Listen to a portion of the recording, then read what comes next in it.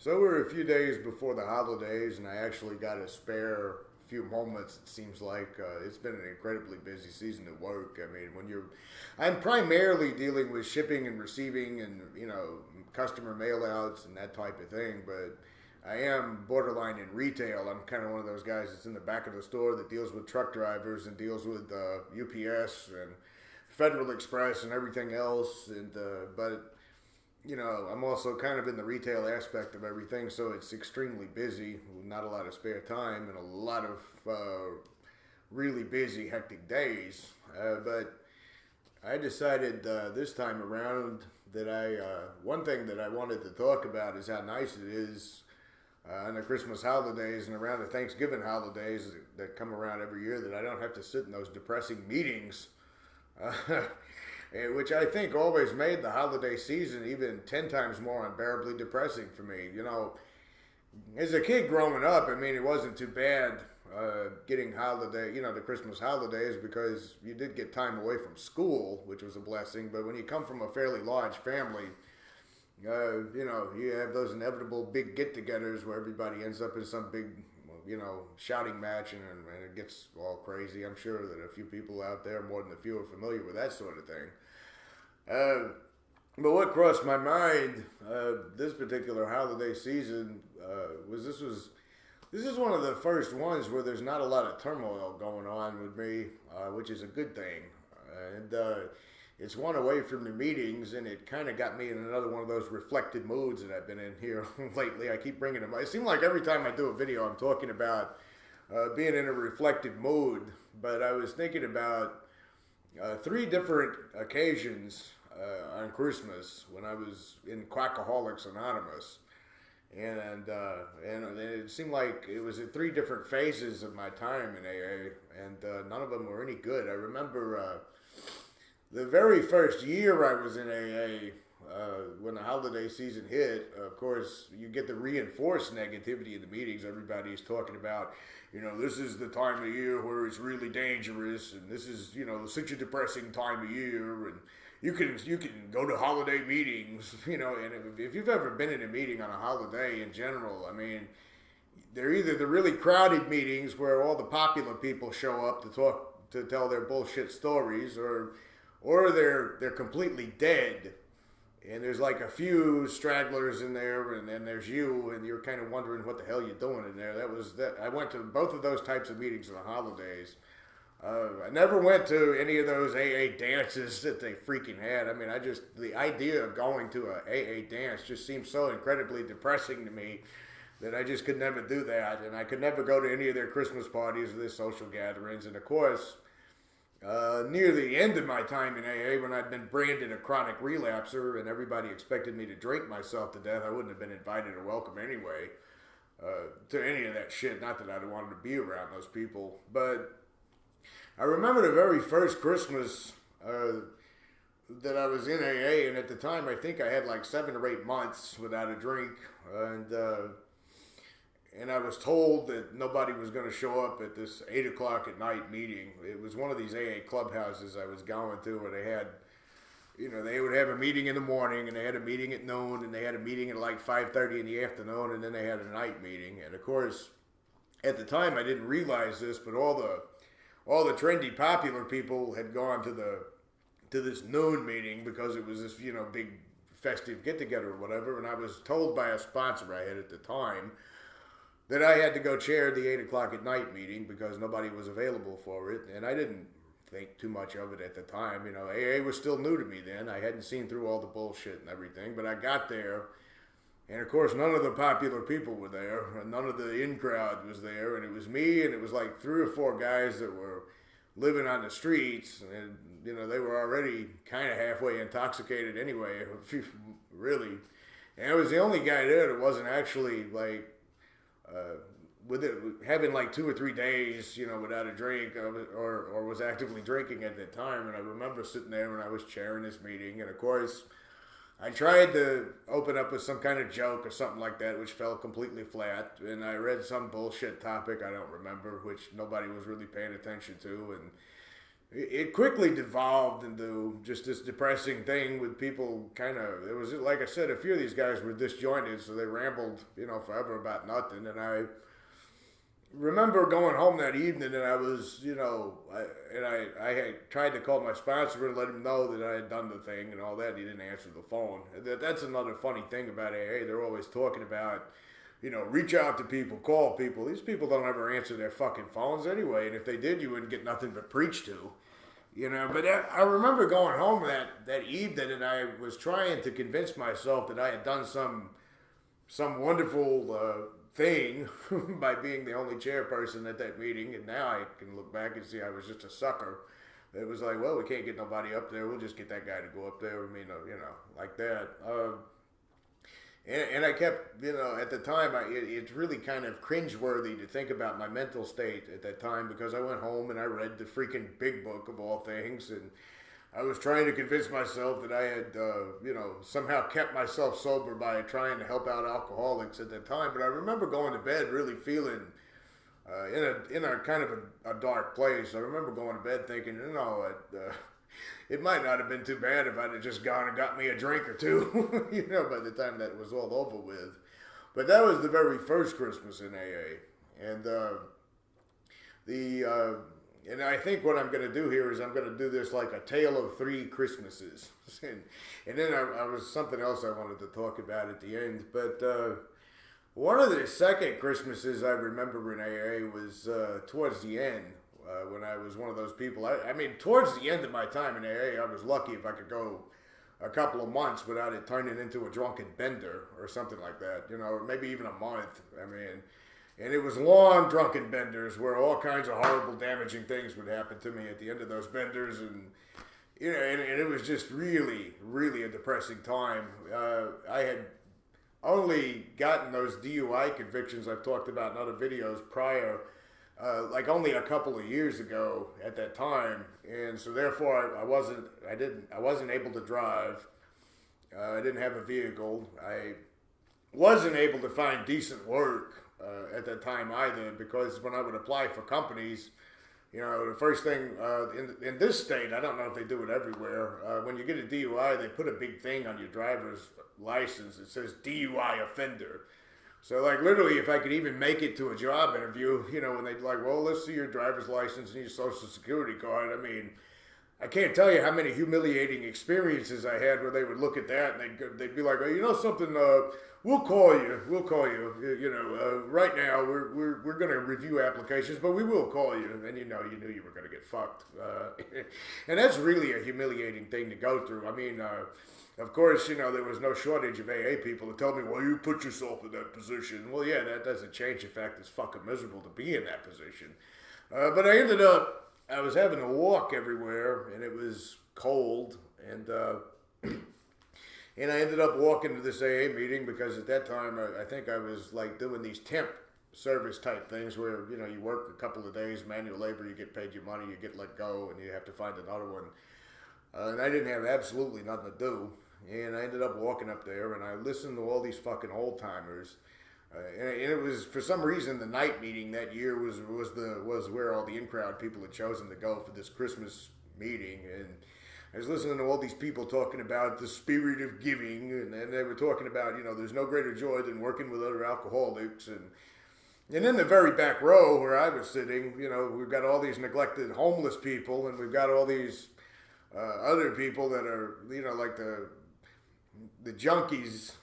I don't really like using that word. It's derogatory for people who, have drug problems, but I mean, I just use that. But people that were really in bad shape, that were hanging out on the street corners, like around the block, they were in there to try to get out of the freaking winter weather, which I don't blame them. But I was sitting there and I was looking at all of us. We were on the very back row, and of course we were all excluded. We were the relapsers and the drunks and the people that, the very people they claimed that they're there to help. We were ignored. And I was looking at all these fucking assholes talking about how, talking about their Christmas with their old-timer sponsor, and half of this shit sounds made up, it's not like a good script either. It's like really bad script writing, like Hallmark movies. okay, are like Academy Award winning material compared to this bullshit that I was sitting there listening to. But it was starting to rain outside. I remember that, and of course, uh, without my screen went blank there for a minute. I had to lean forward, move the mouse around a little bit. But anyway, it was starting to rain outside, and I was taking off walking, and I didn't have no short distance to walk. I had a long way to go, and all these fucking people that had just got through saying how they were just there to help others and how they were, it was all about the spirit of giving and all of that. They just drove right by me. And I mean, some of them, like I've said this, I think, before in another video, they even hit the water puddles where I would have to jump out of the way because I got this wall of water coming over me when they driving right by me. And at that time, that particular Christmas, I remember going home and sitting there alone, and I was sober. and I remember thinking, I'm probably never going to be able to get decent employment again. I'm probably never going to get on my own 2 feet again. I'll probably never drive again. The judge even said he would make sure I wouldn't drive again. That's a story right there. And I literally, I don't think I had ever been as close to suicidal ideation as I was in that moment. Again, I did have an attempt in the past that I've never been able to talk about. I might talk about it one time on here, but I remember just sitting there thinking to myself, if there was some bridge to jump off of, or if there was some, if I had a weapon that I could actually use and be confident that I wouldn't just end up putting myself in a hospital or something like that, I literally wanted to use it. I mean, I literally couldn't see it getting any worse than it was at that time. I didn't really have a home. I was living in this garage without any heating or anything. I had to buy a floor heater. I remember that, well, anyway, you get the picture, I think. It was just really, really, really a depressing time. And then there was the first Christmas after I got out of AA. And I'd been out of AA for close to 6 or 7 months when that Christmas hit. And at that time, things were starting to look up a little bit better. I didn't have a driver's license at that time. I didn't have really a vehicle at that time. But I wasn't, but I wasn't in AA any longer, and I wasn't living in some fucking old timer's garage and being treated like garbage. And I remember waking up, Christmas Eve, I don't remember too much about, but I remember waking up on that Christmas Day, and I remember thinking to myself, life hasn't gotten too much better, and I was getting kind of in a depressive place, and the thing that crossed my mind at that time was, I don't have to deal with any family members because I'm a long way away from all of them. I don't have to deal with MAA people. And it was like this little thing that I just made in my head. It just dawned on me. I was like, you know what? I can have a day to myself here. I can have a day for me and me alone. A selfish and self-centered day. But at the time, I didn't really have any money. And I remember seeing that I had a computer though, and I remember seeing that I could get a free trial for Netflix, provided I had, and I was like, well, by the time the trial period is up, if I've got the money, I'll continue keeping it, maybe, I don't know what I'll do, but anyway, I ended up signing up for Netflix, and I realized that it had been a long time, through all the turmoil that I had been through in AA, and through all the turmoil I had been through just for the past 7 or 8 years of AA had been nothing but a nightmare. And I realized that I hadn't really watched any films. I hadn't followed any TV series. I hadn't read. I hadn't done any of those things. And the first few months after I'd gotten out was just me trying to find some place to stay, me trying to get a roof over my head. It was a nightmare. I can tell you all that. But I sat there at the computer and I realized that I had this unlimited amount of movies at that time at my fingertips, and I started watching this. I don't even remember which movie it was now, but I started watching this movie and I got interested in it. And the next thing I knew after it was over, I was like, well, that was actually pretty decent. I don't even think it really was, but I think it had been so long since I had actually sat back and relaxed and enjoyed a film that it was just pleasing to me. So I ended up watching another, and I ended up watching another, and the next thing I knew, it was like late in the evening, And I took a break, and I went out and I walked around, and I looked at the Christmas decorations in and around the neighborhood and where I was at that time, and I was in a pretty good place. I realized it wasn't as depressing as the AA time was. It wasn't near as bad. It wasn't near as down. I certainly wasn't feeling suicidal any longer.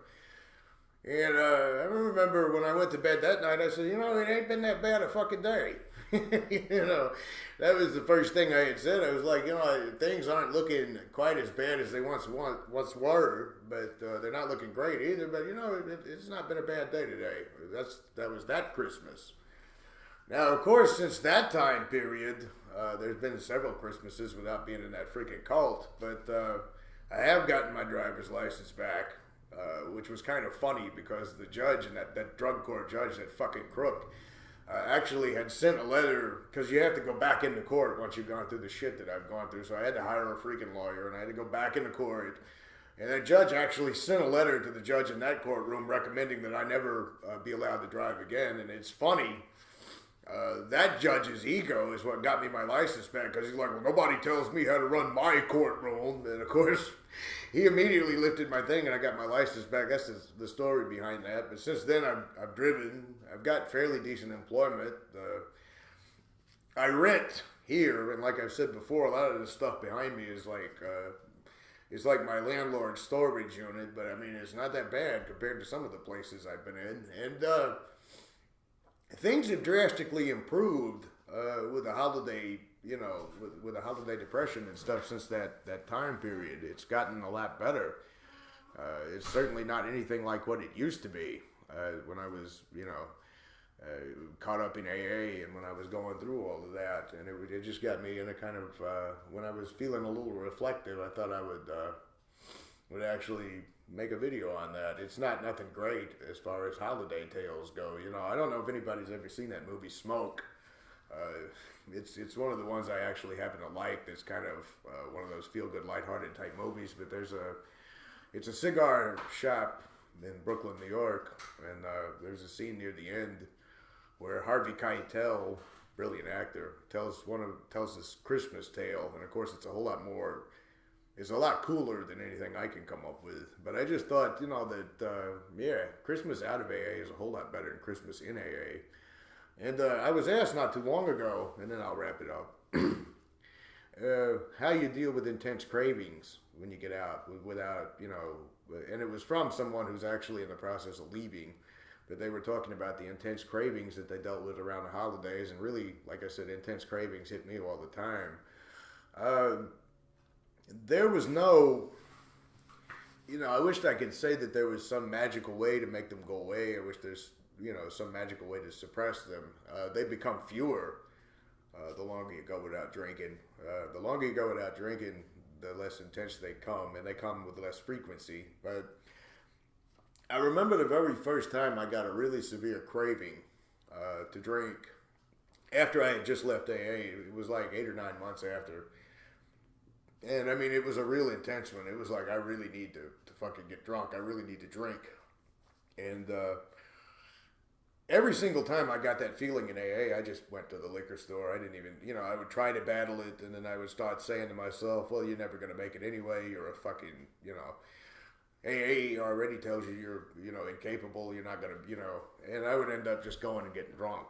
And at the very first time that craving hit me after leaving AA, I remember I just kept saying to myself over and over again, not really like a prayer, it was just like something I just kept saying to myself. I said, if I can make it through this particular intense craving, if I can make it through this one, then I know that I have a chance of beating this thing once and for all. If I can just make it through this fucking, intense, horrifying craving, which eventually did go away. And once that went away and I was able to, and the craving left, and I really didn't want it as intense. I mean, it was an intense one. It was one of those, I'm going to fucking go get drunk. I'm going to right now. And I just kept saying, if I can just get through this, if I can just get through this one intense craving and not give in this one time, I know that I can beat this thing. And when that went away, that was a major milestone for me, because it confirmed what I already kind of knew in the back of my mind, that I wasn't powerless. that I didn't have a disease, that I did have the power, and that if I could beat a craving like that once, I could beat a craving like that again. And yeah, and that's how I did that. So that's the way I did it. Anyway, I've talked too long, and that's all I'm going to say for now. So hopefully see you guys soon, and if not, have a Merry Christmas and a Happy New Year and all that bullshit.